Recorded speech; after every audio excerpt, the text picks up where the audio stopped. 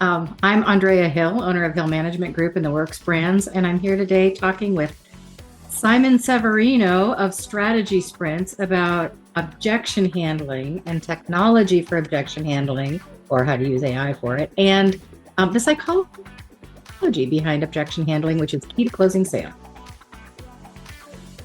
Andrea, which objections are you hearing the most right now? I don't know if there's any I'm hearing the most right now. I think the objection people hear most often and they don't know what to do with it is about price. And what they don't realize is that's a superficial objection. There's always something underneath it. It's just price is easy to complain about. Everybody expects you to, so you do. But it always is about something else. But you are so expensive, Andrea. We are, and we're worth it. And that's usually how we start. Because if you can deflect a superficial objection and disarm a little bit, you can get underneath the objection and find out what's the concern. Yes. So maybe we start right there. I'm sure people listening, they hear, this is too expensive, this is not the right moment. And, oh yeah, send me more information. Send me more information. In fairness, a lot of times people are busy. They don't want to take the time for this right now. Even if they asked you to talk to them, then they're suddenly like, oh, wait, they're selling to me. I don't have time for this right now. And it's not, people think they hate being sold to. They hate making decisions. Making decisions is hard. And so most objections stem from, first of all selling is emotional. All objections come from an emotional place. And the biggest emotion that people react to is fear. More than anything, male, female, culture, it doesn't matter. Fear is a driving emotion in decision making, and decision making is hard. And so they deflect to avoid decision making. And it's because they're not sure if they'll make the right decision or if they're going to make the right decision at the right time for the right amount of money. So if you recognize that's where people are coming from, you can start disarming that with conversation and figure out what's really underneath it. I had a few times this week already. It's a beginning week, and I already had twice somebody saying, "Oh, but that's expensive, $30,000 for consulting." And I said, "Let's explore the alternatives, right? What else can you do? I'm sure you have 5, 6, 7 alternatives. Let's go through them." And then Absolutely. They started saying, okay, I can do nothing. I can do this. I can have the AI do it. I can have this do it. I can have my colleague learn it and do it. And I said, all right, what's the cost of those? Let's go through them. What's the cost of those? What's the risk of those? But that risk question is important because it's opportunity cost. They ranked each risk very high. AI risk high, colleague cost high, because they don't have the experience, right? And then I said, what's the cost? Well, it costs nothing. I said, go a little bit deeper, What's the cost of you set up a go-to-market campaign? It doesn't work for 3 months. Oh, that's opportunity costs. I said, now we're talking. Yeah. And if you can get people talking about the costs, I notice a lot of time, like when we're doing sales training or just working on our own sales training, because it's the kind of thing you need to work on all the time, that there's a fear on the seller's part of talking about price. It makes people uncomfortable. And if you can just joyfully go into that conversation with curiosity and some creativity, people go with you into that conversation. Whereas if they're like, you're too expensive, and you're like, everybody's uncomfortable suddenly and the conversation's over. So your response, let's explore that. That is the perfect next step to uncovering the deeper objections. So like the examples you just gave, there were a bunch of deeper objections. Like my CFO doesn't really know what to do. Well, that's a hard conversation to have with your CFO, but you don't really know what to do. And he's saying, yeah, I do. Well, but he doesn't, right? So with the salesperson, you can say, I don't think my CFO or whoever on his staff would do it, knows what to do. I don't know what questions to ask. And I've got a great AI system, but I have no idea what questions to ask it to have it help me. It all comes down to trust eventually. So as you're having this conversation and they're expressing their fears and their concerns to you, and you're engaging with them in an open and honest way, they start to trust you more, at which point they can finally admit, I don't know who to trust. Maybe I could trust you. That all sits underneath the price argument. And if you get to that they tell you, I don't know if I can trust you, I think that's a very good conversation. Mm-hmm. Yeah, because then you can say, what would it take? What do I need to share with? They don't want another trifold brochure. They don't want another PDF attached to your sales sequence in your CRM. They want to figure out how to trust you. And that might mean different things to different people. But once they can tell you what they need to trust you, you can go somewhere with that. Maybe we go through all traditional objections and then we go to the current specific AI related objections. Basically, AI can do this. Yes. So we covered it's expensive. We continue asking, right? Okay, compared to what? Let's go through all of that. Let's see. Then, because in the end, it's an investment, right? And you just showed how you uncover all the pieces of that investment. Yeah. And what else can you invest it in? And maybe the other options are better. That's a good sales conversation to cover all of those options. I had a boss in Switzerland, in St. Gallen. He said, Simon, you do not accept a proposal as an executive if it doesn't have at least 8 options in a spreadsheet calculated. Because if you just get 2 options, you do this or do that, he said, that's not yet a decision ready to be made. You have to look at it from at least 8 angles. You do nothing, you do 7 different things. And always the option of doing nothing, also on that always. Sheet. Yep. So exploring options. Yeah. Well, and that points to something we can often help the people we're trying to sell to deal with. Sometimes they don't know what their objections are. They feel fearful. It's easy to say it's too expensive, but they don't really know what's underneath it either. And so helping them with their decision criteria. A lot of people that are asked to be in charge of a purchase, even a major one, don't understand what the decision criteria should be. So if you go into a sale and you don't know what your buyer's decision criteria should be, you can't lead them. So then you just start having a conversation about, well, what are the most important things to you in this decision?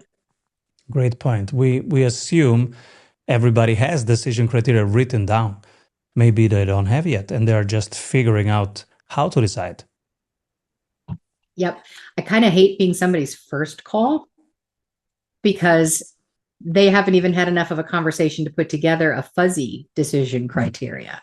But still, no matter which place you are in their decision-making process, if you prove that you're the person who's capable of walking them through the decision criteria and being really objective about it, as opposed to just selling them, that can really help them. Which is another important point. Sometimes you think you are selling something, but actually you are helping to buy. And if you don't ask, hey, how will you decide? What's your decision-making process? What are your criteria? And what's more important to you? You don't even hear that maybe speed is everything they care about and they don't care about quality, or maybe quality is everything they care about and they're okay with a slower start. Mm-hmm. Yep. Do you ever find yourself saying to someone, I don't think we're the right decision for you? I hope. Because it's important that first of all, you need to know that for yourself, because the wrong customer is expensive, right? Or the wrong customer at the wrong time. But the other thing is that kind of honesty with a buyer, they don't forget that. They may not buy this thing from you now, but they stay in contact with you and you become the right solution for them at some point, or they refer you to someone at some point. So being able to walk somebody through decision criteria and then say, you know what, I don't think we're a good fit. Let me put you in touch with this company, or let me suggest this person. It's a powerful thing to do both for yourself and for your prospect. And the less experience the seller has, the less they do it. The more they talk, the more they try to sell. And of course, the lower the conversion. But more experienced salespeople, they do exactly what you just said. They, in the beginning, say, I'm not sure yet. So frequently you get asked, okay, what's the price? Maybe in the first 5 minutes, what's the price? And an experienced salesperson says, I don't have a price yet. I didn't make you an offer. I'm just trying to understand where you are, where you want to go, and what's the best decision for you. I don't have an offer yet. There is no price yet. And then bit by bit, you say, I'm trying to understand if I'm the right person for you, right? And if this is the right service or product for you. We're not there yet. We have a few steps. This is my next question. Yeah, the discovery process is the most important process of any sale. And you ask your questions and you listen a lot. What do you do when you're encountering that person who's like, just give me a ballpark, and they will not talk to you beyond that? I get that a lot. And I said, I do too. I will give you an investment, maybe in step 5. And we're not at step 5. We're at step 2. You told me your frustration. And I hear your frustration. I hear what you tried so far. I hear that you didn't give up and that you want to solve this. That's where we are. I hear in my world, in my process, you are at step 2, and I cannot make you an offer before step 6 because I don't know what the problem is, what you are willing to invest in terms of time and money and people into this. And when I know all these things, and when I know the importance of it, and when I know what's the cost of inaction, and when I know what are the 3 deliverables that we would work together in which time frame, then I might have an offer for you if we fit. And that will have an investment number. Yep. They usually, 90% of the time, they say, okay, you have a process. Okay, let's follow the process. 10% say, bye-bye. And it's the right 10%. But my process is similar, and I make it clear, I'm not sure we're even the right fit for you yet, which again, psychologically introduces a little bit of FOMO. Like, what do you mean you don't want me? Like, let me prove that you want me. You will generate that kind of an emotional response in a lot of potential buyers if you're like, I don't even know if we're right for you. But when I'm down to that 10% that I think is going to be a bye-bye, I'm like, okay, 2.2 million. And they say, that's ridiculous. And I'm like, I know, I'd love to come up with a lower number, but let's get through the next few steps first. And if you can disarm them, then you might get some of that remaining 10% to hang in there. Nice. If you didn't want them anyway, because they're already unreasonable. And who wants that customer? Nice. Yes, you interrupt the pattern and you bring in some playfulness. I would say 20 billion. Yeah. Well, it depends. If I'm talking to a true enterprise client, 2.2 million is too low. Then you bump it up significantly. Exactly. To make sure. Okay. Yeah. This is cool. Yeah. What else are we hearing in terms of objection? Yeah. I have to talk to my team. I have to talk to my team. Tell me about your team. Who are the decision makers with you on this process? You can usually get people to engage in a bit of that conversation, not who's the decision maker, because then you make them feel like they're lower, but who's your team? Tell me about your team that's supporting you in this. And then now you can start building your buyer committee notes, which is really powerful anyway. So that's a great objection to get. How do you build your buyer committee? In terms of how do I record it, or is that a question you're asking them? Because that could be either. No, I'm asking you.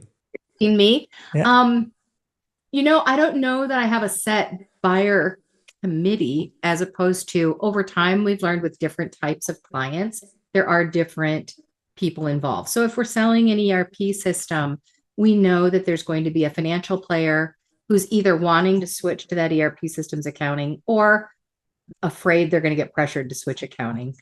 So then we have to figure out not only who the buyer committee member is, but are they a proponent of this exploration or a blocker? We know there's going to be operational people involved. We try to figure out what level they're involved at. So I don't know that I have a buyer committee formula. I just know that I like to know who's influencing the decision and what role they play. And what's the next objection that we're hearing? Yeah, but I think AI can do that now. Oh God, we get that a lot. We get that so often. And AI can do a lot, and we'll talk about that in a bit. But AI can't help you frame your problem. It can help you frame a problem, but it may not be your problem. It can help you identify what some core issues are, but maybe not, be just like, these are the most common core issues. We had a client, a major manufacturing client, they do wax molds for a certain amount of their products. And we found out the problem was that their wax molding room was 1 degree Fahrenheit too warm. AI is not going to find that for you. It's not a diagnostician other than saying, here's some things you can look at. So no, we're getting an awful lot of people thinking AI can solve it for them. And most AI implementations at this point are not returning ROI, and that has nothing to do with the AI. But how do you answer that with a prospect who thinks AI is going to turn them into a coder overnight? You engage them in what they're getting out of the AI already. Oh, okay, cool. Tell me what you're doing with AI that's helping you solve the problem, and get them talking. I had twice the conversation this week with prospects who said, Simon, I want to get your AI blueprints because I see that it works for you and I want to have that. It took you months and in the end it took you decades, right, to come up with the workflows because they come from experience. But now you have built them in agentic workflows. So I want those workflows. I saw them. I want them. Can you sell them to me? I import them into my business, and then we are agentic. And I wanted to be polite, right? And say, if I do this, it's like if I take on the training regimen of Ronaldo, I will not be Ronaldo next week. I will just have sore muscles and broken joints. I'm not going to look like Ronaldo next week. I'm just going to be so sore. And maybe I broke parts of my body. That's it. So it's like a gym. We have to go workflow by workflow, mapping them. Some of your workflows might not even be ready to be scaled. Right. Your positioning might need a redefinition. Well, and that goes back to, if you can just plug and play somebody else's agentic workflows, what's your strategic differentiation? What's your competitive advantage? All of this work has to be done in the context of who each company is, what they do that makes them different, which audience they matter to, and why they matter to them. You can't import somebody else's workflows and be a unique, differentiated organization. No, I understand the desire. And in my first week with Cloud Code, I imported Anthropic's skills because, it's easier to get started with something. But then week 2, I started again from scratch because I realized, hey, this is a workflow. So this is how we work. And that's the craft, actually. This is all your experience or the things that you know about your field that make you so unique. Right. And you do it in a specific way. Those little differences that you do, that's your craft. And you want to scale them. I cannot take the workflows of the Anthropic team and think that it works for me. That's a conversation we will have a lot. It's an important conversation. We have a client. They've been a client of ours for 15 years now. And we've worked with them on a lot of different aspects of their business. And they needed some particular operating software. And I've told them several times, they kept wanting to create it with this weird amalgamation of Google Sheets, right? And it was like, dude, you don't sell software. This is not where you're going to get the value in your business, and you're spending time on this instead of on the things that actually make you money, because you can do them better than anyone else can. Finally, he came back and said, I figured out what I'm going to do. And I'm like, good. I'm hoping he's going to let us help him, right? And he said, we're doing it in Claude. Okay, so he's building basically a mini ERP system for a piece of his business. And when I started him asking, what am I going to say? That's dumb. No, that's not a solution for me to say. So I just asked him, well, what are you creating? And then I just started asking questions. So he told me what he was creating, and he was basically creating an operational workflow. Did I lose you? No, I'm here. I'm just giving you the stage. My whole screen went black. Yeah, you're the star. Andrea, you're the star. No, mine went black. Now I'm back. Okay. All right. So I started asking him questions about where the accounting features were, he didn't know. He said, you mean all those things are in the kind of system I need? Well, yeah. We don't know what we don't know. And so when we start asking them questions about what they're doing, and then ask them, and this is true for any consultant who's dealing with clients who are now saying, I'm going to use AI to do it. Once we hear what they are doing, because of our background, we can hear what they're not doing. And then we can ask them questions about that. That's all part of the discovery process. And in the process, most people who are rational will realize, oh, I didn't even know I needed to be considering those things to solve the problem using AI. Because AI is only going to be as good as the questions you ask and the way you frame your problems. If you don't know how to solve the problem in the first place, how are you going to get AI to do it for you? What else objections can people hear right now? I don't have time. No time. No time to deal with this. So then I ask, well, okay, so when are you going to deal with it? Like, what's your time frame? And then once they start talking about it, they realize I don't have time, but I still need to solve it. Okay, so who needs what time to solve the problem? You know, how much of your time will it need? It takes you back to your buying committee. Who else can be part of solving it with you? But that's a really common objection. I like to ask about, okay, tell me what is it more important right now? Tell me what's important from top to bottom. And then they start with the top priorities. And if sales isn't somewhere in those top priorities, I would be very surprised, right? And I would start that conversation and say, oh, fantastic. If you can do all of that without oxygen, and so at some point we talk about priorities, because it is the most important thing on the planet for an executive to prioritize. And so, yeah, okay, let's look at the priorities. And then sometimes they don't have them written in front of them. That's when you realize, okay, we have to start one step back. And for example, right now, I'm seeing so many screen shares, and I ask them, okay, what are your April goals? It's 3 days until April, so I want to look at the April goals, right? To see how much can they execute? Are they able to execute right now? And what are they executing towards? What are they creating, and for whom? So that's what I was going to layer on to what you were saying, is not only your priorities, but I always ask them in the context of what are the corporate strategies you are responsible to right now?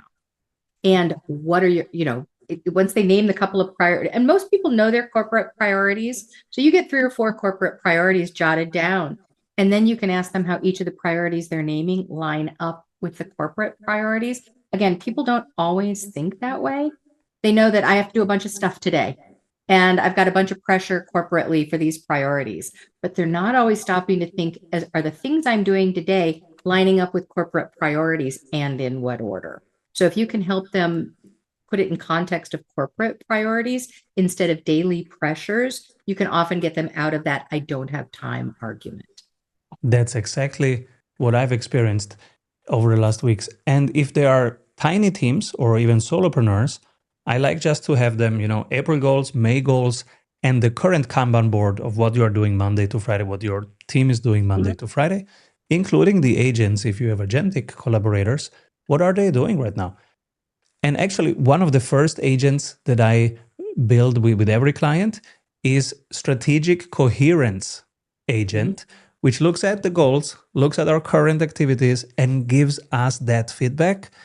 And guys, you can be the most focused person on the planet. There is always a gap. This is the perennial work.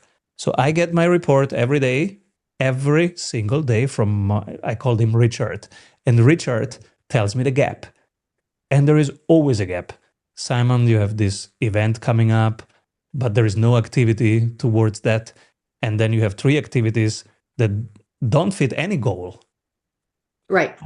So what, Simon? That's why you're doing it. Yep. Should we reprioritize? And it happens every single day. Even if you want to do it, if you set the intention, you have to regain the intention and the clarity and the focus and the alignment, especially if you're moving at high speed. Absolutely. We do something similar. We build an agent for every single client. And at the very top of that is their strategic plan. If we didn't do the strategic plan for them, we have them give us a strategic plan. If they can't give us a strategic plan and we're consulting for them, we have to at least like identify core strategic elements. That's at the top of it. And then whatever their like management framework is, something like a balanced scorecard, a goals and objectives, however they work, strategic objectives, that sits at the top of the agent, and then everything lines up with that agent, no matter what sector of their business we're consulting them on. We share the agent with our clients so they learn to think that way too. But that gap finding relative to daily priorities versus strategic intent, it's got to be, now we're kind of talking about consulting, but honestly, all sales is sort of consulting if you do it right. As you're guiding them into a thought process around what to buy from you, if you can be a good consultant in that process, that's trust building. Because the biggest gift we can give anybody is our time, right? But it also helps both of us see clearly to whether or not we're a fit. So that I don't have time objection often goes to the heart of too many demands that are not related to strategy, and helping that person figure out a way to achieve their strategic goals, and give themselves permission to not do some of the things that are not strategic. And I want to double click on this. Really helping them buy is really consulting them. And what is good consulting is creating a space that's safe and that's so professional that they can relax and open up because they feel there is a process there and there is experience there. And it's around them. It's not around us. It's around them. So it's safe enough for them to actually go to the bigger problems, to the hard ones, not to the superficial ones.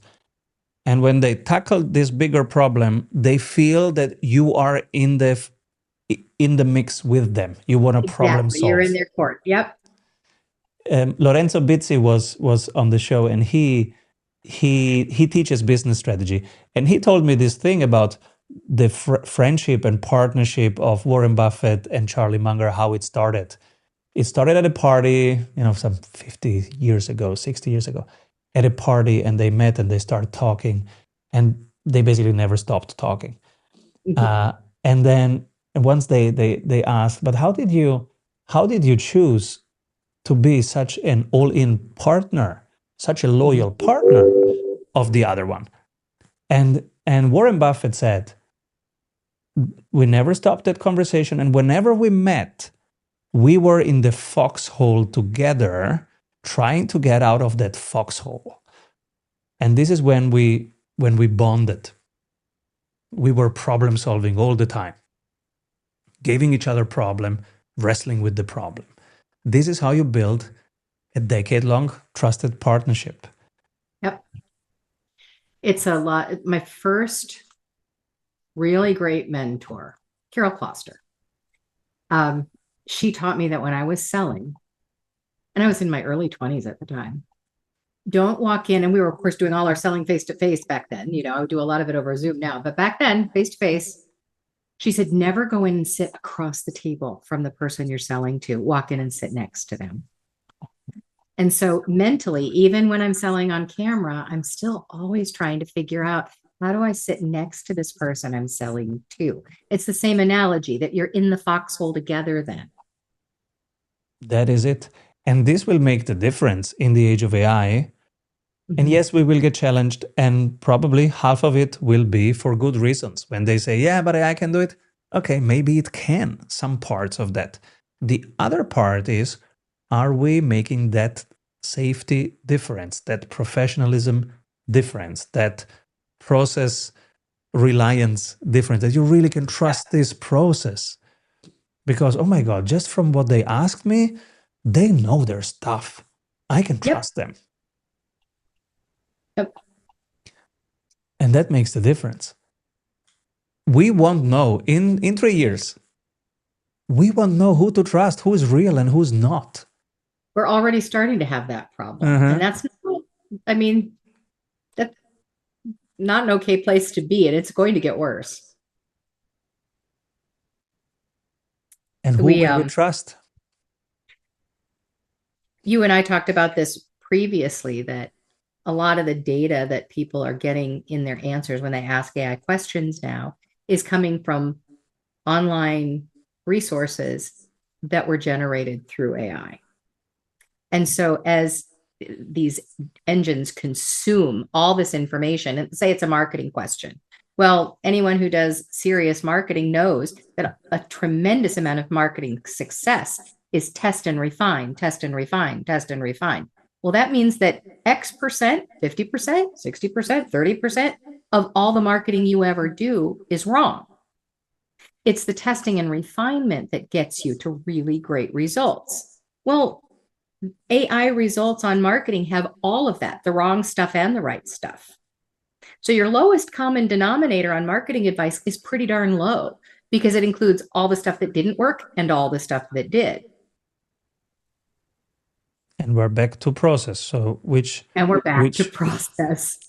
How do we trust, and how do we start, and how do we trust that we're doing the right thing? By having a process of validation, invalidation, A/B testing, call it like you want, but you're exploring. It's an explorative process. Resource validation. Yep, absolutely. That has to be part of it. And that's, I think, when you're having that conversation with people and asking them the right questions, they realize, oh, this person who's selling to me knows questions I don't know, not just answers I don't know, but they know questions I didn't think of. And if you can get somebody in a sales conversation to think 2 or 3 times, oh, I didn't think to ask that question. Oh, I wouldn't have thought to ask that question. That's when people start informing themselves that AI isn't going to solve it for them. Or it can be part of the solution, but it's not a consultant. These are some objections, guys, that we are hearing. Andrea is training sales teams and leading sales teams since decades. Since how many years, Andrea? Oh God, that kind of reveals how old I am, but 35, 40 years. Yes. And we have been doing this also for 23 years. So these are some things that we have been hearing right now and are hearing right now. Our next episode will be about our current favorite hot topic, AI, how to actually use it, not just to get the slop and not just to get some answers to your questions, but to actually have agentic collaborators, people taking work from you, making your work better, creating safety, value, quality for your clients and for your team. Thank you, Andrea, for being here. Everybody, see you next week.